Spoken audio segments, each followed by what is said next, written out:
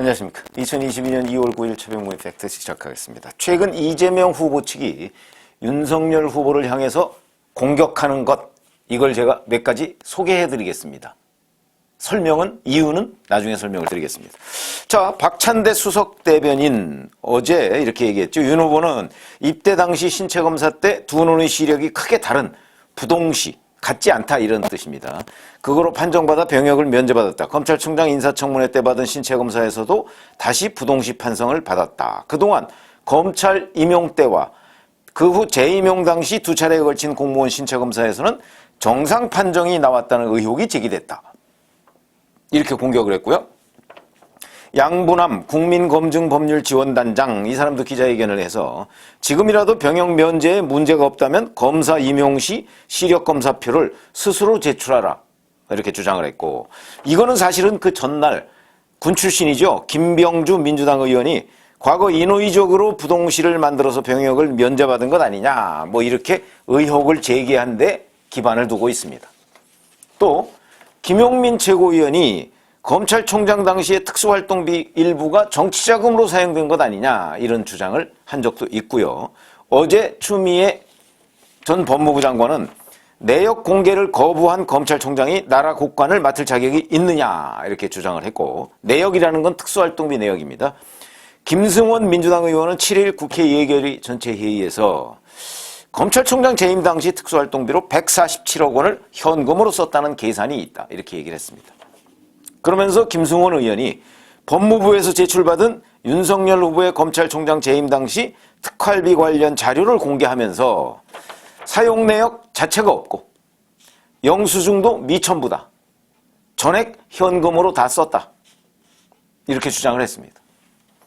방송인 김어준 씨는 또 어제 줄리 의혹을 다시 제기하면서 사채업자라는 사람하고의 인터뷰를 익명으로 내보냈습니다. 익명입니다. 그 사람은 뭐라고 얘기했냐. 1995년 말에 유흥업소에서 줄리를 만났는데 줄리가 50대 회장에게 오빠라고 하더라 등등, 뭐 이런 얘기입니다. 자, 그러면 첫 번째, 뭐 부동시로 병역을 면제받았다. 이게 1982년입니다. 40년 전 얘기입니다. 자, 그런데 2019년에 검찰총장 청문회 당시에 지금 민주당 의원이죠. 송기헌 의원이 이 부동시 부분에 대해서 철벽 방어를 합니다. 당시에 이거를 공격했던 것은 국민의힘 오신환 의원, 그러니까 새누리당이죠, 당시엔. 새누리당 오신환 의원이 이걸 공격했습니다. 그런데 그때 민주당 송기헌 의원이 철벽 방어를 했습니다. 아니다, 틀림없이 그 당시에 부동시가 있었다, 그래서 규정이 어쩌고 저쩌고, 이렇게 얘기를 했습니다. 지금은 입장이 바뀌었죠. 근데 지금 민주당에서 부동시를 들고 나옵니다. 이거 검증을 했을 거 아니겠습니까? 당시 민정수석은 조국입니다. 틀림없이 검증해서 자료 다 갖고 있을 거고요. 아니, 시력이라는 거는 변동될 수 있습니다. 그렇죠? 뭐 예를 들어서 근시인 사람이 나이가 들면서 돋보기를 써야 하는 상황이 되면 중간에 시력이 정상이 될 수도 있고, 그리고 이게 기본적으로 40년 전의 얘기입니다. 물론 2019년 검찰총장 청문회 당시에 분당 차병원에서 검사를 다시 했다고 합니다. 거기서도 부동시로 나왔다고 합니다. 그리고 검사 임용 시에는 부동시가 아니다, 뭐 이렇게 나왔다고 합니다. 그러나 우리가 이런 거 한번 보시죠. 병사용 진단서라는 거 혹시 떼보신 적 있습니까? 다른 진단서보다 훨씬 엄격합니다. 병사용 진단서는. 그러니까 신뢰도가 훨씬 높습니다. 40년 전에. 그러니까 어쨌든 한 40년이 지난 얘기입니다, 지금. 그리고 이 부동시 얘기는 이미 검찰총장 청문회 때 끝난 얘기다. 그때 이 송기헌 민주당 의원이 철벽 방어했지 않습니까? 아니라고 얘기하셨지 않습니까? 그랬던 거고, 특활비? 추미애 전 법무부 장관이 2020년 10월 말부터 11월까지 계속해서 윤석열 검찰총장이 이 특활비를 주머니돈, 쌈짓돈, 이런 표현을 써가면서 쓴다, 이런 식으로 해서 여야 법사위원들이 법무부하고 대검에 가서 그거 들여다본 거 기억나시죠? 거기서 무슨 일이 있었죠? 아무 일 없었습니다. 그렇죠. 그거 감찰하자고 생 난리를 쳤는데 아무 일 없었습니다. 그리고 그해 그러니까 2020년 11월 말에 추미애 법무부 장관이 윤석열 검찰총장 징계안을 회부했습니다. 직무정지와 더불어 그 사유에 특수활동비 없습니다. 왜 없을까요? 봤더니 별게 없으니까. 지금 김호수 검찰총장입니다. 다 가지고 있을 겁니다. 영수증까지. 그래서 이 시점에 기사를 한번 찾아보시면 2020년 11월 5일, 6일, 7일 이때는 특수활동비가 어느 정도 이제 팩트 정리가 될 때입니다. 한번 찾아보십시오. 제가 동아일보 뭐 이런 몇 가지 기사를 찾아봤더니 명확하게 돼 있더군요. 특수활동비는 수사 기밀을 요하는 검찰의 수사 활동에 사용하는 돈이고, 그건 뭐 명확합니다. 기준이. 그 다음에 대부분의 특수활동비를 받아오면 그 액수의 대부분은 검찰총장이 각 지검으로 수사팀에다가 계좌이체를 해줍니다. 그건 뭐 다 남아있습니다. 지금 계좌이체한 거 다 남아있고요. 그 다음에 검찰총장이 임의로 쓸 수 있는 특수활동비가 있습니다. 그것도 그 기사에 다 나와 있습니다. 그 특수활동비는 검찰총장이 몇몇 중요부서, 예를 들어서 중앙지검이 제일 많이 쓰죠. 특수활동비를. 수사를 제일 많이 하니까. 그런데 그거 말고서도 어디에 특별히 필요한 곳이 있다. 그러면 집행할 수가 있습니다. 채널A 기사를 보면 집행을 하고 현금으로 집행하고 그 영수증을 받아서 지금 현재 대검에 보관하고 있다는 거 아닙니까? 그 당시 기사를 한번 찾아보시면 됩니다. 그 기사조차 안 찾아보고 지금에 와서 어쩌고저쩌고 다시 꺼내 들고 뭐 추미애 법무부 장관도 얘기했던데 뭐 이런 사람이 나라 국간을 어떻게 지키느냐? 아니 자기가 들여다봤는데 문제점이 없었지 않습니까? 창피한 줄 알아야죠. 그런 거 아닌가요? 검찰 기자들 다 취재했습니다. 특수활동비가 어떻게 쓰이는지 누구도 문제 제기를 못했습니다. 그 당시 기사에 다 나와 있다. 줄리 열린공감TV가 이거 보도하고 난 이후에 뭐 작년 6월, 7월 엄청난 문제가 있었죠. 그래서 뭐 안혜욱 80 넘은 무슨 그분이 와서 뭐 자기가 줄리를 봤다. 1997년에. 25년 전 얘기죠. 이 사람은 1995년에 줄리를 봤다는 얘기 아니겠습니까? 글쎄요. 더군다나 이 사람은 익명으로 나왔어요. 그렇게 자신 있으면 얼굴 드러내고 주장하고 검증하면 되는 거죠. 그런데 제가 문제 제기를 하는 거는 자, 제가 지금 말씀드린 이거 다 나왔던 얘기입니다. 근데 민주당 이재명 후보 측은 왜 이렇게 다 나왔던 얘기를 다시 들고 나올까? 궁금하시죠? 그래서 제가 이재명 후보 얘기를 찾아봤더니 이재명 후보가 1월 26일에 네거티브 중단 선언을 합니다. 이렇게 얘기합니다. 이때가 이제 양자 토론이 예정돼 있을 때입니다. 막 협의하고 있을 때 양자 토론을. 저는 김건희 씨, 그리고 김건희 씨 녹취록만 있을 때입니다. 김건희 씨 녹취록 얘기를 할 생각은 전혀 없고요. 우리 윤석열 후보님 혹시 보시면 그거 방어 준비 안 하셔도 됩니다. 그런 얘기는 안 할 생각이고요. 그건 언론에서 검증하면 될 일이고 국민들께서 판단할 일이니까요. 후보가 돼가지고 대한민국 경영하겠다는 사람들이 무슨 녹취록이 어쩌니 할 필요는 없는 것 같습니다. 그래서 언론에서 이걸 네거티브 중단 선언 이렇게 그 명명을 해서 대대적으로 보도를 했습니다. 그랬는데 딱 90분 뒤에 바로 민주당 의원들이 네거티브를 했습니다. 그래서 이게 뭐야? 뭐 이렇게 얘기를 했는데 지금 와서 제가 1월 26일 날 이재명 후보의 네거티브 중단 선언을 곰곰이 생각해 보니까 더 이상 네거티브 할 재료가 떨어졌다. 하고 싶은데 그렇게 생각합니다. 네거티브라는 실탄이 떨어진 겁니다. 그러니까 네거티브 중단 선언을 한 거죠. 떨어졌으니까. 그리고 김건희 씨 녹취록 7시간 45분에서 뭐 어마어마한 게 나올 줄 알았는데 태산명동의 서일필. 뭐 논란될 거리는 몇 개 나왔죠. 근데 태산명동의 서일필이거든요. 그러니까 네거티브 실탄이 떨어졌습니다. 그러니까 리바이벌을 하는 겁니다. 옛날 거 다시 끌고 와서. 전부 다. 그게 지금 이거로 나오고 있는 겁니다. 그럼 이거를 왜 하느냐? 이거는 우선 이재명 후보 본인이 얘기했던 네거티브 중단 선언하고도 말이 안 맞고 그 다음에 전부 다 리바이벌인데 이거 다 과거에 얘기 꺼냈다가 본전도 못 찾은 것들입니다. 그런데 다시 들고 나옵니다.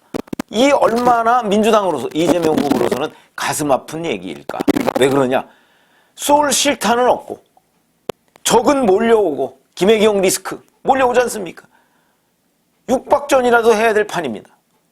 그런데 아무것도 없고 그러니까 지금 진짜 그야말로 백병전을 하고 있는 셈입니다. 그러니까 옛날에 썼던 거, 옛날에 썼던 화살 그거 다시 이렇게 조금 무디지만 다시 한번 그거를 그냥 쏘고 지금 이런 형국이다. 저는 어제 오늘 이렇게 쭉 민주당이나 민주당 그쪽 편을 드는 패널들이나 이런 사람들 얘기를 쭉 들어보니까 새로운 네거티브가 없습니다. 네거티브도 뉴스입니다. 검증이지 않습니까? 검증. 아니 김혜경 씨가 무한 검증하자고 그랬던 사람 아닙니까? 검증인데 그 재료가 다 떨어진 겁니다. 그러니까 네거티브 중단 선언을 했는데 안 먹혔죠. 그리고서 오히려 김혜경 씨 관련한 네거티브가 지금 산더미처럼 쌓여 있습니다. 그건 네거티브가 아니라 검증이죠. 범죄입니다. 정확하게 얘기하면 무슨 범죄냐? 공금 횡령 범죄입니다. 경기도 법인카드 가지고 자기 생활비 쓴 거예요. 공금 횡령이죠. 범죄입니다. 그거 수사 결국 이재명 후보의 중앙대학교 후배한테 맡긴 거 아닙니까? 어느 패널이 그러더군요. 아니 그렇게 따지면 서울법대 출신들한테 맡기면 그러면 그게 윤석열 후보 거 눈 감아주려고 거기다 맡겼다 이렇게 얘기할 수 있느냐 이렇게 주장을 하던데 어이없는 주장입니다. 왜? 법조계에서 서울법대는 뭐 정말 지나가다 돌 던져도 두세 명씩 맞는 게 서울법대 출신이지만 검찰에서 중앙대 출신이 몇 명인지 한번 찾아보시죠. 거의 없습니다. 이 얘기가 다르죠. 왜 하필이면 중앙대 출신한테 이재명 후보 대학 후배가 있는 수원지검 그것도 이성윤 라인이라는 신성식 지검장이 지휘하는 거기다가 수사를 맡기느냐. 뭐 의도가 뻔하죠. 어차피 뭐 대선 전에 결론 안 나지만 이런 겁니다. 그런데 이 검증할 거조차 이제 없다. 그러니까 윤석열 후보도 그랬더군요. 오죽할 게 없으면 그 옛날 40년 전에 뭐 부동시로 경영 면제받았는데 그게 뭐 조작이냐 뭐 아니면 노력한 결과냐 뭐 이런 걸 가지고 들고 나오겠냐 그러고 하하하 웃었던데 제가 이렇게 점검을 해보니까 이제 네거티브 거리가 없어졌다. 새로운 게 없으니까 옛날 거 들고 나와서 리바이벌 하고 있는 것이다. 어느 개그맨이 과거에 그런 거 있었죠. 뭐 리바이벌은 싫어 뭐 이런 거 기억나실 겁니다. 리바이벌은 특히 뉴스의 세계에서 리바이벌은 효과가 반감 정도가 아니고 10%도 안 납니다. 오히려 자칫 잘못하면 역풍이 붑니다. 그러니까 거리가 없으니까 옛날 거 다시 들고 나오는 거 아닙니까? 이거 왜 이게 리바이벌이냐? 그리고 이 리바이벌은 뭐가 잘못되어 있느냐? 그거 다 이미 판정이 끝난 겁니다.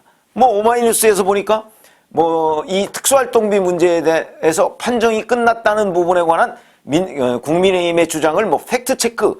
근데 뭐 제목 보니까 뭐 대체로 거짓 이렇게 해놨더라고요. 오마이뉴스도 아마 그거 거짓말이다 이렇게 하고 싶었을 텐데 그렇게 못하죠. 그러면서 제목이 대체로 거짓입니다.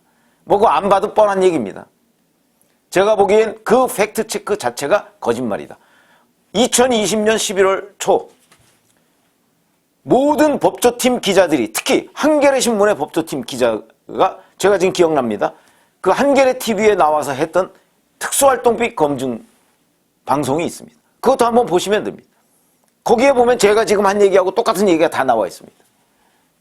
얘기 안 되는 거죠. 그런데 오마이뉴스는 그걸 지금 하고 있습니다. 오마이뉴스도 오죽할 게 없으니까 그거 하겠습니까? 그래서 제가 보건대는 최근 이재명 후보 측 그리고 민주당에서 들고 나오는 여러 가지 윤석열 후보에 대한 공격 이거는 다 리바이벌이다. 그런데 이게 뭘 의미하느냐? 실탄이 떨어졌다. 굉장히 중요한 거죠. 이렇게 보면 앞으로 이제 남아있는 변수 TV 토론 변수는 뭐 대충 이제 없어졌습니다. 뭐 지난 뭘 한번 TV 토론하고 이제 이번 11일에 또 한다는데 여기에서 오히려 이재명 후보가 실점할 가능성이 훨씬 많죠. 왜 그러냐? 바로 본인과 관련한 여러 가지의 범죄 의혹이 너무나 많기 때문에. 그러니까 그 변수는 이재명 후보한테 그것도 불리한 거. 김혜경 리스크 여전히 남아있죠. 그 다음에 또 하나의 변수, 이제 단일화죠. 어찌 보면 유일하게 남은 게 단일화입니다. 자, 근데 이것도 만약에 안철수 후보가 이재명 후보와 단일화한다? 저는 상상할 수 있다고 봅니다. 제가 아침에 말씀드렸듯이. 그 경우에도 그게 이재명 후보한테 반드시 유리하다. 지금 누구도 장담할 수가 없습니다. 그렇듯이 남아있는 변수, 단일화 정도가 유일한데, 뭐 그거는 누구도 뭐라고 얘기할 수가 없으니까 그건 두고 보고, 그러면 다른 변수는 이제 대략 정리돼 간다. 더군다나 이재명 후보의 실탄이 떨어졌기 때문에. 근데 윤석열 후보는 여전히 실탄이 많습니다. 김혜경 리스크. 물론 윤석열 후보가 가지고 있는 실탄은 아닙니다만은 유엔군이 온 거죠. 그래서 여전히 실탄이 많다 하는 관점에서 본다면 다른 변수 사라졌다. 단일화 빼고는. 이렇게 말씀을 드릴 수가 있고, 중요한 거는 이재명 후보 쪽이 이제 보급이 끊겼다. 이런 말씀을 드릴 수가 있습니다. 굉장히 저는 중요한 팩트라고 생각을 해서 설명을 드렸습니다. 고맙습니다.